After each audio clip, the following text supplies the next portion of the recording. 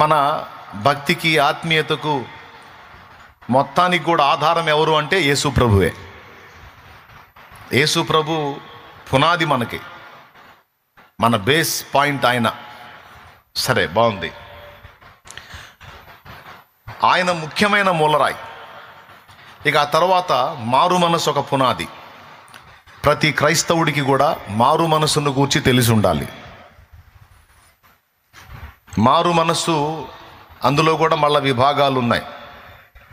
జీవార్థమైన మారు మనసు ఉంది, రక్షణార్థమైన మారు మనసు ఉంది.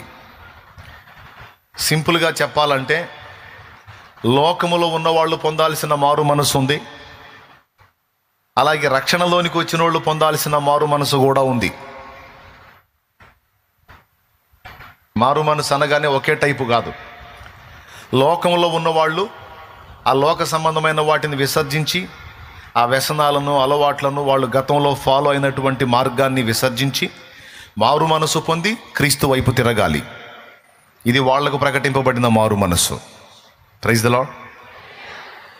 అలా పొంది ప్రభువులోనికి వచ్చిన వాళ్ళు కూడా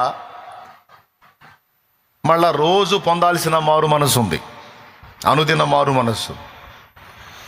మనం లోకంలో ఒకప్పుడు విగ్రహారాధికులంగా పాపంలో, శాపంలో, దుర్వ్యసనాల్లో, దురలవాట్లలో, తప్పుడు జీవిత విధానంలో గతంలో బతికాం. ప్రభు మనల్ని దర్శించిన తర్వాత ఆ లైఫ్ కరెక్ట్ కాదు అని దాన్ని వదిలిపెట్టేసి క్రీస్తులోకి వచ్చాం. అంటే అది మారు మనసు పొందాం. ఆ విషయంలో మారు మనసు పొంది ప్రభువులోకి వచ్చాం. ప్రభువులోకి వచ్చినాక మళ్ళా మారు మనసు ఏంది? మారు మనసు పొందే కదా రక్షణలోకి వచ్చాం.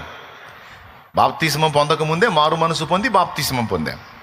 మళ్ళీ బాప్తిస్మం పొందినాక మారు మనసు ఏంది? బాప్తిస్మం పొందినాక మారు మనసు ఏంటంటే, బాప్తిస్మము మనం పొంది ఉన్నప్పటికీ మన శరీరం ఇంకా సంపూర్తిగా విమోచింపబడలేదు, జరుగుతూ ఉంటాయి. అర్థమైందా? శరీర కార్యాలు జరుగుతూ ఉంటాయి. ఈ శరీర కార్యాల విషయంలో దేవుడు మనల్ని ఎప్పటికప్పుడు తన వాక్యం ద్వారా, తన పరిశుద్ధాత్మ ద్వారా హెచ్చరిస్తాడు. ఇదిగో ఫలానా విషయంలో నువ్వు పొరపాటుగా ఉన్నావు, ఫలానా విషయంలో నువ్వు కొంచెం పొరపాటుగా మాట్లాడావు, పొరపాటుగా ప్రవర్తించావు, పొరపాటుగా వ్యవహరించావు, పరిశుద్ధులకు అది తగింది కాదు. నా రక్తము చేత నిన్ను కడిగి పరిశుద్ధపరిచింది ఎలాంటి పనికిమాలిన పనులు చేయడానికి కాదు, నువ్వు నా బిడ్డగా, అందుకు తగిన జీవితాన్ని నువ్వు కలిగి ఉండాలి, జాగ్రత్త అని దేవుని వాక్యం, అలాగే పరిశుద్ధాత్మ మనల్ని హెచ్చరించడం అనేది జరుగుతుంది. ఏ పొరపాటైనా మన నుండి జరిగితే, ఇప్పుడు బాప్తీసం పొందిన తర్వాత ఏ తప్పులు మన నుండి జరగవని ఎవరన్నా గ్యారంటీ ఇస్తారా? చిన్నదో పెద్దదో, మాట ద్వారా, క్రియ ద్వారా, చూపు ద్వారా, తలంపు ద్వారా, నడకలోనో పడకలోనో ఎక్కడో చోట ఏదో ఒక పొరపాటు చిన్నదో పెద్దదో జరుగుతుండొచ్చు. అయితే దాని విషయంలో దేవుడు మనల్ని గద్దించినప్పుడు మన మారు మనసు పొంది దేవుని వైపు తిరగాలి. ఆఖరికి మనలో ఉన్న ప్రేమ తగ్గినా కూడా దేవుడు ఊరుకోడు.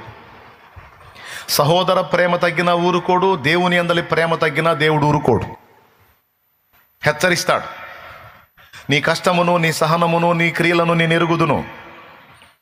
ఆయనను మొదట నీకుండిన ప్రేమ నీవు వదలితివని నీ మీద తప్పు ఒకటి మోపవలసి ఉన్నది. కాబట్టి నీవు మారు మనసు పొంది ఏ స్థితిలో నుండి నీవు పడితివో జ్ఞాపకం చేసుకుని ఆ మొదటి క్రియలను మళ్ళా చేయమని ప్రకటన గ్రంథము 2వ అధ్యాయంలో ఎఫెసులోనున్న సంఘపు దూతకు మారు మనసు పొందమని రాస్తాడు. ఏమంటే లోకంలో ఉన్నప్పుడు మనం పొందే మారు మనసు ఒకటి ఉంది, రక్షణలోనికి వచ్చిన తర్వాత కూడా మనం పొందాల్సిన మారు మనసు ఉంది. దేవుని కృప వల్ల కొన్ని మార్పులు వచ్చినాయి మనలో, కానీ ఇంకా కొన్ని విషయాల్లో మార్పులు రాలా. ఏ ఏ విషయాల్లో మన బలహీనతలు ఉన్నాయో, ఏ ఏ విషయాల్లో మనం ఇంకా పూర్తిగా చేంజ్ కాలేదో, ఆ విషయాల్లో దేవుడు నిరంతరం మనల్ని హెచ్చరిస్తూ ఉంటాడు, తన ఆత్మ ద్వారాను మరియు వాక్యం ద్వారా. అలా హెచ్చరించినప్పుడు ఆ హెచ్చరికకు మనం లోబడితేమా ధన్యులం. ఏ విషయాన్ని గూర్చి హెచ్చరిస్తాడంటే, ఆఖరికి మనలో ప్రేమ తగ్గినా హెచ్చరిస్తాడంట. ఇప్పుడు నోరు జారి ఒక తప్పుడు మాట మాట్లాడావమ్మా, నువ్వు క్రీస్తులోకి రాకముందు ఇంత పెద్ద మాట మాట్లాడినా నీకు ఫీలింగ్ ఉండదు. క్రీస్తులోకి రాకముందు ఇంతంత పెద్ద మాటలు మాట్లాడినా నీకు ఫీలింగ్ ఉండదు. ఎందుకంటే నీ మనస్సాక్షి చచ్చి ఉంది, అప్పుడు అది అపవిత్రం అయిపోయింది. అది సరైన జడ్జిమెంట్ నీకు చేయటం లేదు. కాబట్టి పెద్ద పెద్ద మాటలు జారి కూడా ఏముందిలే అనుకుంటావు. అందరూ మాట్లాడేగా నేను మాట్లాడింది అనుకుంటావు. కానీ ఎప్పుడైతే క్రీస్తు రక్తం చేత నువ్వు కడగబడ్డావో, మారు మనసు పొంది బాప్తిస్మం పొందావో, నీ మనస్సాక్షి శుద్ధి చేయబడింది. ఇప్పుడు గతంలో ఉన్నదానికి రివర్స్ మైండ్ వచ్చింది నీకు. ఒకప్పుడు ఇంతంత చేసి కూడా అది ఇంతే కదా అనుకుంటావు. ఏది మీరు చూపించండి నేనేం చెప్పానో. ఇప్పుడు నేనేం చెప్పానో మీరు కొంచెం మీరు చూపించండి, సైగ చేసి చెప్పండి. ఇంతంత చేసి కూడా ఇంతే కదా అనుకున్నావు గతంలో. కానీ ఇప్పుడు క్రీస్తు రక్తము చేత నీ మనస్సాక్షి శుద్ధీకరణ పొందింది. ఇప్పుడు నీ మైండ్ మారింది. ఇప్పుడు ఎలా ఉంటుందో తెలుసా? నువ్వు ఇంత చేసినా ఇంతలాగానే పడిద్ది అది. దీన్ని ఎంతమంది ఒప్పుకుంటారు? నిజంగా నువ్వు కడగబడితే, నిజంగా నువ్వు క్రీస్తు రక్తం చేత విమోచింపబడితే, నిజంగా నువ్వు శుద్ధీకరణ పొందితే ఖచ్చితంగా ఈ లక్షణం నీలో ఉంటుంది. బాయ్ ఫ్యాన్లు ఆగిపోయినాయి చూసుకున్నానా? ఫ్యాన్ లేస్తాలే, మీరేం టెన్షన్ పడవాకండి. నేను చెప్పేదాని మీద మనసు పెట్టండి. దేవునికి స్తోత్రం. ఏది ఇప్పుడు నేనేం చెప్పానో మళ్ళీ చెప్పండి. మనస్సాక్షి శుద్ధీకరించబడక ముందు